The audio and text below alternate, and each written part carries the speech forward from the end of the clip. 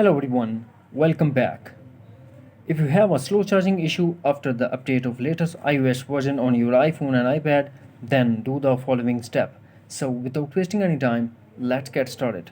The first thing that we have to do, we have to check the lightning port or charging port of your iPhone and iPad and clean it properly with the soft cotton. After that, we have to check the lightning cable is working fine and not damaged from any part, and also use the Apple approved charger to charge your iPhone.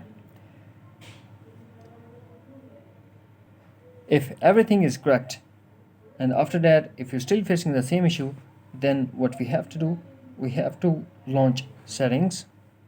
Here we have to tap on journal and tap iPhone storage, and make sure that iPhone is not running out of space. If iPhone running is out of space, then make some space.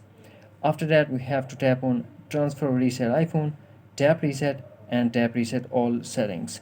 This process will delete all your customized setting to default setting, but no data or media will be deleted. Here we have to put iPhone passcode and tap again reset all settings to confirm.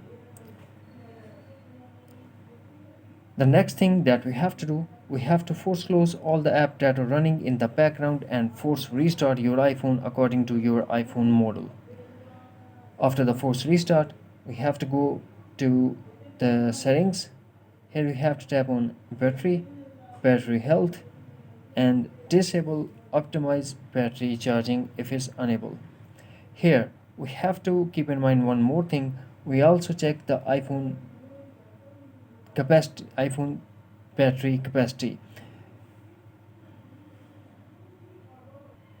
If the battery health is not good, then you also face this problem. That's it. Hopefully friends, you found this video helpful, so please do like, share and subscribe. Thanks for watching. Take care. Bye bye.